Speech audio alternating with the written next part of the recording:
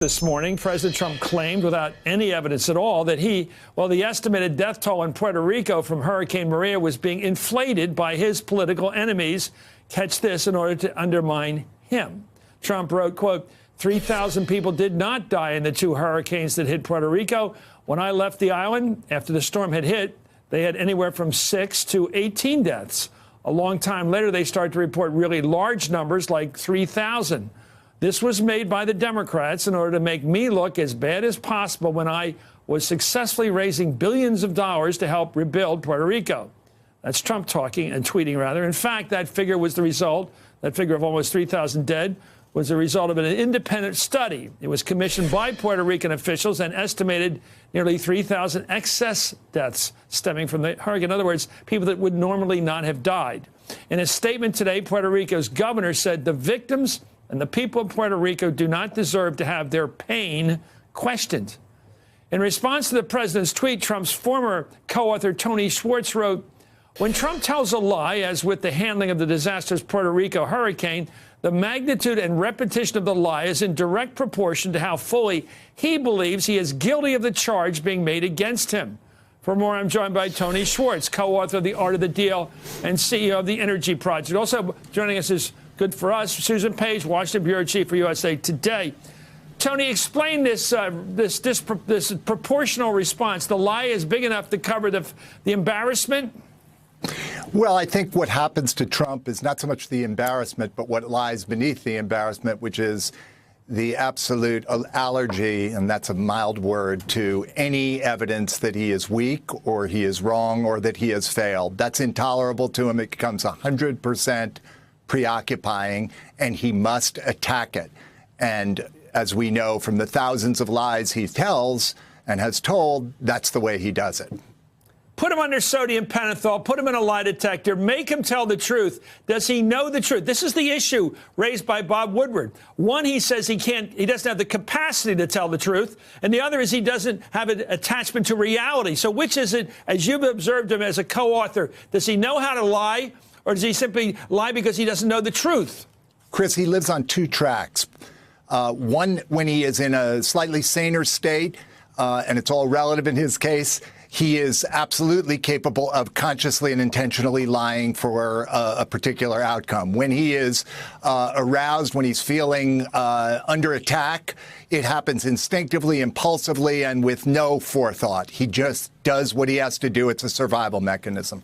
Show up in the Oval Office today with sodium pentothal, truth serum, put him into his veins. Will he say 3,000 people were not killed in Puerto Rico during Maria? Will he say that again under the influence of medicine, of medical influence?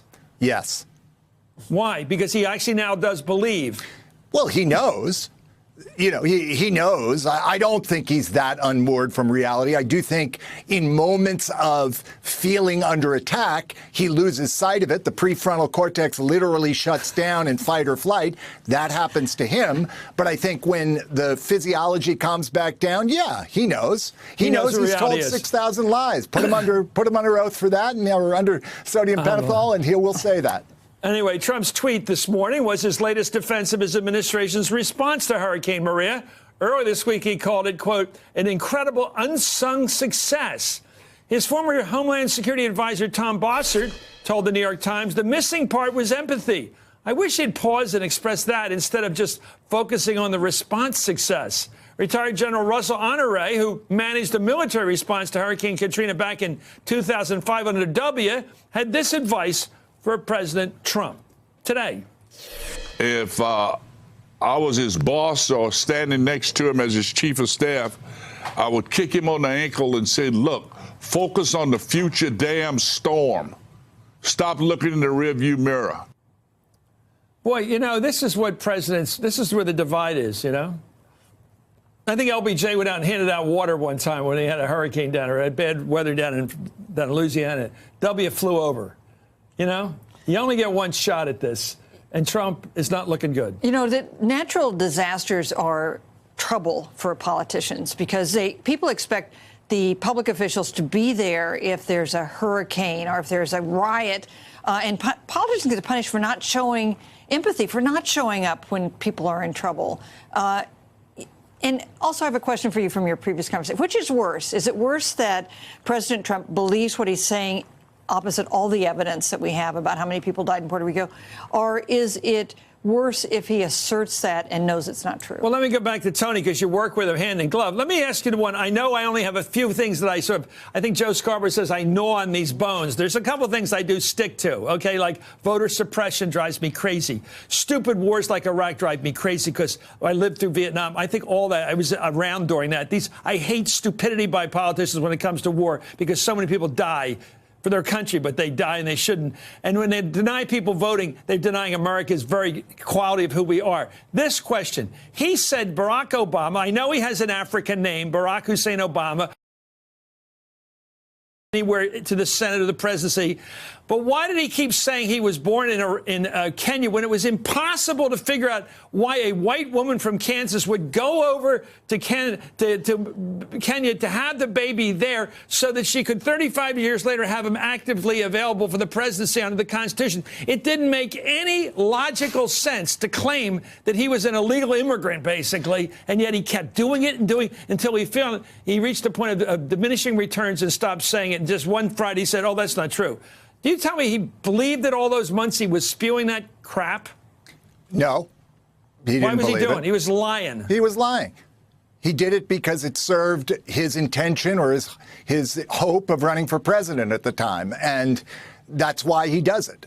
I mean, that's consistently why he does it. Just want to go back, Chris, to this issue of empathy, because one of the problems here is that Donald Trump doesn't have empathy.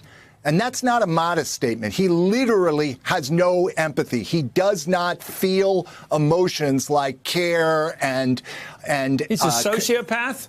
Well, as I've said since 2016 in The New Yorker when he started to run for president, yes, he is a sociopath. There is no question. He's a sociopath, meaning he neither has a conscience nor does he have a heart. Or I should say, because it's more accurate, it's so deeply buried that even he doesn't have access to it, because what he feels is to have any of those feelings, compassion, empathy, is to make him weak and vulnerable. And as I said earlier, that's what's intolerable to him.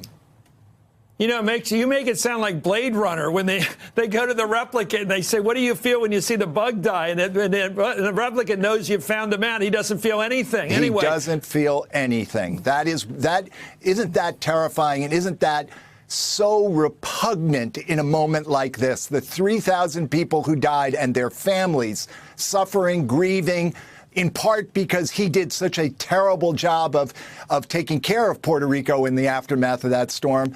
In this case, I believe he has no upside. Okay. I don't think if he does it well, it's going to serve him well. I don't think it's going to be ignored. But if he doesn't do it well, wow, it's one more takedown. How many electoral votes does Puerto Rico have? Yeah, exactly. And how many white people compared to brown or black people? Well, the Washington Post fact checker gave Trump's claim this morning 4 Pinocchios. It's the highest rating for a false or misleading statement, a lie in other words. Prior to the tweet, the fact checker reported that Trump had already passed 5,000 false claims since becoming president. You know, I watch like you do and most political reporters and general assignment reporters. We look at the approval rating of the president. And it really has guardrails. It's like mid-30s, around a high mid-40s, somewhere in that range. And it just bounces around there cyclically or seasonally. But these lies don't hurt him any. Why not? Well, you know, I think his supporters are with him because they're with him because they like his bluster. They like his attitude. They like what he says about trade and about America being cheated and about standing up for a more traditional America. But I do think there's some corrosive effect, and I think you see some of it now. His approval rating now down to maybe 40 or so. But it doesn't. It seems to have a little ratchet effect there. It doesn't go much lower. The bottom hasn't fallen out of it, but I do think there is some. And you know, I think that even though he's been said untruths before, if you look at this one, it seems especially painful because it's about the deaths of Americans. It seems like it's worse than the lie about birth. I think we've had phrases similar to this, but this hurricane denier might be his new one. And it's at the moment as another hurricane's about to hit America. I know, it's a strange denial. Thank you. I think you've got to figure it out. Hey there, I'm Chris Hayes from MSNBC. Thanks for watching MSNBC on YouTube. If you want to keep up to date with the videos we're putting out, you can click subscribe just below me or click over on this list to see lots of other great videos.